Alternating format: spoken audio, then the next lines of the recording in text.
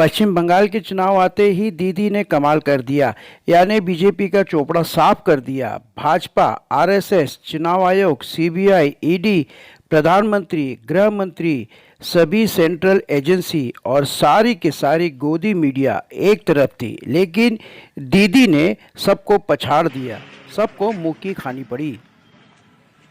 दीदी के जलवे के बाद में पश्चिम बंगाल में कार्यकर्ताओं ने बीजेपी के ऑफिस पे इस तरह हमला बोला कि आप खुद देखिए, प्रधानमंत्री नरेंद्र मोदी का पोस्टर फाड़ा गया, सभी ऑफिस के साजो सामान को तोड़फोड़ किया गया।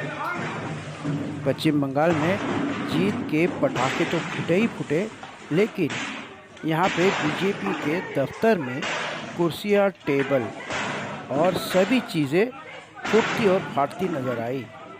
लोगों का गुस्सा चरम पे था। बीजेपी के सफाई के बाद अब पूरी तरह से कार्यकर्ता भी बीजेपी का सफाया करने पर उतारू हो गए।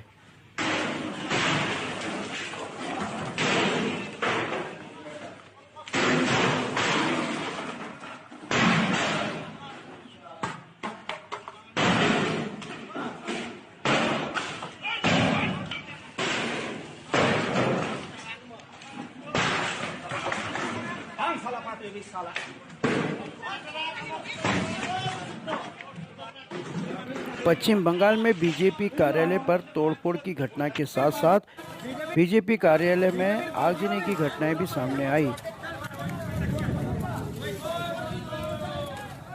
देख सकते हैं बीजेपी कार्यालय में किस तरह से आगजनी की घटना सामने आई है। मामला क्या है, ये तफ्तीश का विषय है।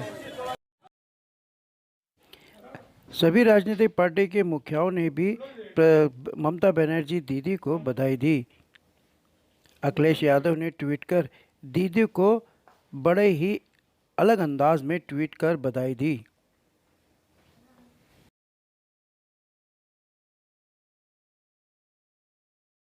बहुत खुशी है। 5 राज्यों के इलेक्शन में सबसे ज्यादा अगर कहीं कंपटीशन था, जो शेर शराबा था, पूरे देश का सेंट्रल गवर्नमेंट के पूरे तमाम के तमाम बीजेपी के लोग, तमाम मिनिस्टर जाके बंगाल में बैठे हुए थे। उसके बाद भी ममता बनर्जी की जीत पे मैं बहुत बहुत बधाई देना चाहता हूं पूरे देश को। और लेफ्टिस्ट CPIM केरला में जीत के आए, मैं उनको बहुत बधाई देना चाहता हूं।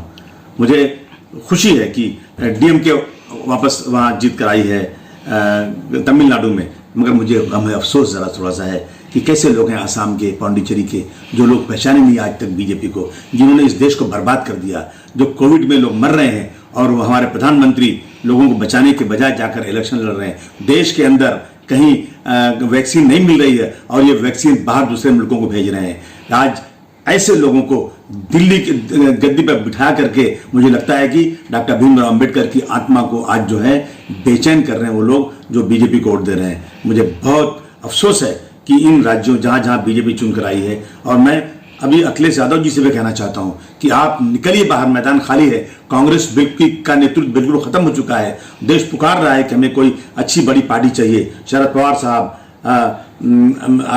अखिलेश साहब जी, लालू जी और जो लोग भी बीजेपी जैसी सांप्रदायिक पार्टी के खिलाफ लड़ रहे हैं, इन सबको एक ऐसी स्ट्रेटजी बनाई जाए कि बीजेपी जैसी पार्टी जो इस देश में सिर्फ धर्म के नाम पर लोगों को बेवकूफ बना रही है, जाकर कहते थे कि दीदी को जय श्री राम से नफरत है। ये तो एक छोटा सा कार्यकर्ता जो होता है ना, जिसको बेचारा कोई अकल नहीं होती है, वो इससे बातें करता है। हमारा प्रधानमंत्री इस तरह की बात करता है।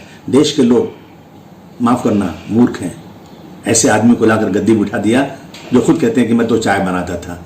उनको अर्थशास्त्र नहीं मालूम, इकोनॉमिक्स नहीं मालूम, और उस गद्दी पर बिठा दिया। सिर्फ हिंदू मुस्लिम के बीच लड़ाई कराकर, मंदिर मस्जिद का नाम लेकर, धर्म के नाम पर लोगों बांटने वालों को अगर गद्दी पर बिठाया जाएगा तो देश का क्या होगा।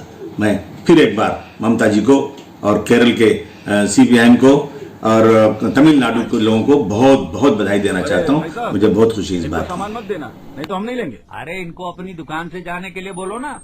इस सज्जन ने मास्क पहन रखा है और सबसे 6 फीट की दूरी भी बनाई रखी है, लेकिन आप मास्क नीचे करके बात कर रहे हैं।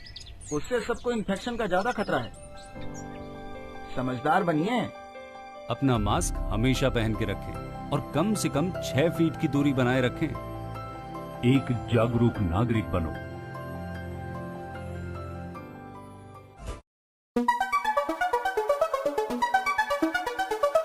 यदि आपको मुंबई सहारा न्यूज़ की खबरें पसंद आती हो तो उसे लाइक करें, सब्सक्राइब करें और शेयर ज़रूर कीजिए। मुंबई सहारा न्यूज की खबरों में आज फिलहाल इतना ही। कल फिर नई बातें, नए मुद्दे, नई जानकारी और सटीक खबरों के साथ दोबारा हाजिर होते हैं। आप मुंबई सहारा न्यूज को सब्सक्राइब करना ना भूलें। आप मुंबई सहारा न्यूज को कमेंट कर सकते हैं, शेयर कर सकते हैं। अपने इलाके या आसपास में किसी भी तरह से कोई घटना दुर्घटना हो तो आप मुंबई सहारा न्यूज के ईमेल एड्रेस पे हमसे संपर्क कर सकते हैं। यदि मुंबई सहारा न्यूज में आपको कोई वीडियो भेजनी हो, कोई जन समस्या की वीडियो भेजनी हो, तो आप मुंबई सहारा न्यूज के व्हाट्सएप नंबर पर हमें अपनी वीडियो भेज सकते हैं। हम आपकी समस्याओं को अपने चैनल में उजागर कर आपकी समस्याओं का समाधान करने का प्रयत्न करेंगे। तो फिर मिलते हैं नए मुद्दे, नई जानकारी और सटीक खबरों के साथ। तब तक के लिए मुझे यानी मुबारक शेख को दीजिए इजाजत। नमस्कार।